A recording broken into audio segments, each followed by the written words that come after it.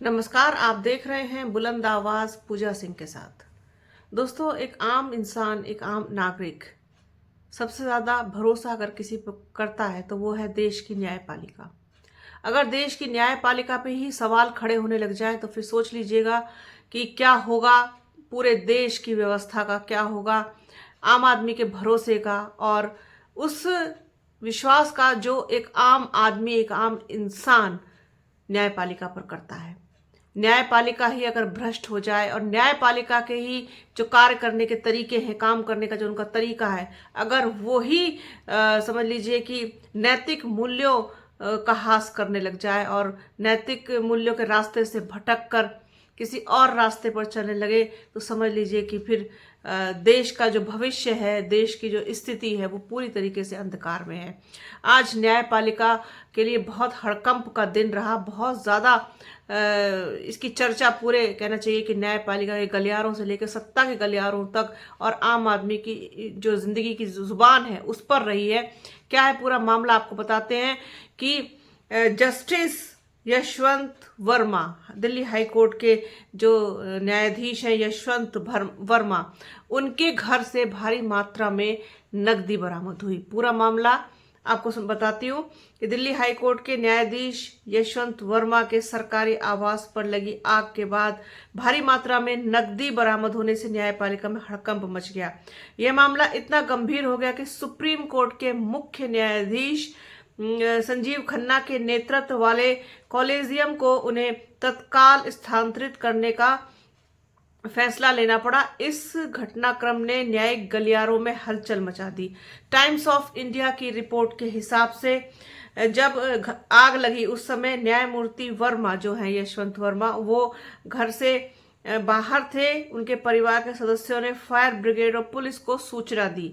दमकल कर्मियों ने आग बुझाने के दौरान एक कमरे में भारी मात्रा में नकदी बरामद की, जिसके बाद इस मामले की आधिकारिक एंट्री दर्ज की गई। स्थानीय पुलिस ने वरिष्ठ अधिकारियों को सूचित किया, जिसके बाद यह खबर सरकार के उच्च अधिकारियों तक पहुंची और सीजेआई को भी इसकी जानकारी दी गई। सूचना मिलते ही सीजेआई संजीव खन्ना ने तुरंत सुप्रीम कोर्ट कॉलेजियम की बैठक बुलाई। कॉलेजियम ने सर्वसम्मति से न्यायमूर्ति वर्मा को दिल्ली हाई कोर्ट से उनके मूल हाई कोर्ट इलाहाबाद ट्रांसफर करने का निर्णय लिया।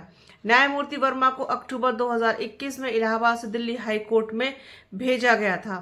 कॉलेजियम के कुछ सदस्यों ने इस घटनाक्रम पर चिंता जताते हुए कहा कि यदि केवल स्थानांतरण कर दिया जाता है तो इससे न्यायपालिका की छवि धूमिल होगी और न्याय व्यवस्था से जनता का विश्वास कमजोर हो सकता है। कुछ सदस्यों ने सुझाव दिया कि न्यायमूर्ति वर्मा से इस्तीफा मांगा जाना चाहिए। यदि वे इनकार करते हैं तो संसद के माध्यम से उन्हें हटाने की प्रक्रिया शुरू की जानी चाहिए।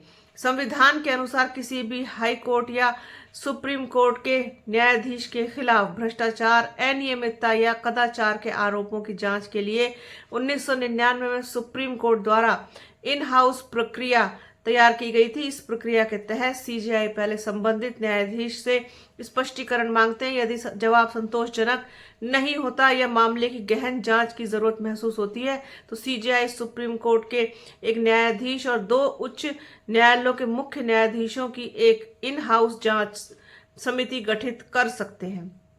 तो यह है पूरा मामला कि किस तरीके से जो दिल्ली हाई कोर्ट के जो जस्टिस हैं वर्मा, उन्होंने अभी तक कोई संतोषजनक जवाब शायद सीजेआई को या उन लोगों को नहीं दिया है, जिसकी वजह से ट्रांसफर तो फिलहाल कर दिया गया। क्या इतनी बड़ी जो घटना हुई है, इतना बड़ा एक कहना चाहिए मामला सामने आया है कि जस्टिस के घर से इतना ज्यादा कैश, नकदी बरामद होना, क्या ये पूरी न्याय व्यवस्था पर सवाल खड़े करता है या पूरी व्यवस्था पर सवाल खड़े करता है? आखिरकार इतना पैसा आया कहां से?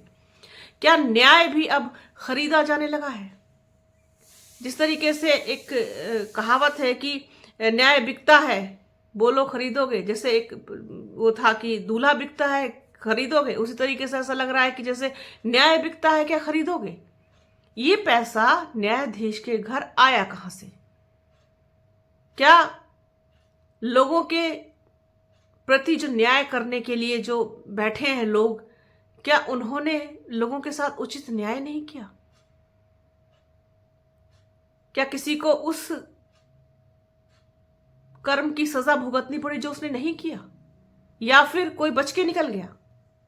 मतलब कुल मिलाकर के इतने पवित्र और इतने संवैधानिक पद पर, जिस पर मतलब मुझे लगता है कि जो तराजू लिए वो देवी है, उसकी जो उसके आंखों पे जो पट्टी बंधी होती थी वो शायद इसीलिए होती थी कि वो बिना भेदभाव, बिना देखे कि सामने कौन है, वो न्याय कर सके।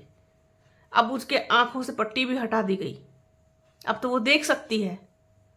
उसके बावजूद शायद नहीं देख पा रही है क्योंकि उसको दिखाया नहीं जा रहा है, लोग उसको देखना नहीं चाह रहे हैं। बड़ी घटना हुई है जिसने पूरे देश में हड़कंप मचा दिया। क्या इसके लिए सिर्फ और सिर्फ ट्रांसफर काफी है? क्या उनसे इस्तीफा नहीं मांगा जाना चाहिए? क्या कोई और कार्रवाई नहीं होनी चाहिए? सवाल बहुत ज्यादा हैं, सवाल बड़े हैं। पूरी न्यायपालिका की जो व्यवस्था है उसको ही सवालों के घेरे में खड़ा कर दिया गया, कटघरे में खड़ा कर दिया गया पूरी न्याय व्यवस्था को। बड़ा क्वेश्चन मार्क। बड़ी घटना हुई, सोचा अपने दर्शकों के साथ कुछ शेयर किया जाए। तो बने रहिए हमारे चैनल के साथ। हमारे चैनल को लाइक कीजिए, शेयर कीजिए, सब्सक्राइब कीजिए, बेल आइकन घंटी जैसी आकृति जरूर दबाइएगा जिससे कि आने वाले वीडियो का नोटिफिकेशन आपको मिल सके। वीडियो को प्लीज पूरा देखिएगा, ज्यादा से ज्यादा शेयर कीजिएगा। अपना और अपनों का बहुत ख्याल रखिए। जल्द मिलूंगी आपसे एक नए वीडियो में, एक नए मुद्दे के साथ, एक नई चर्चा में। तब तक के लिए जय हिंद।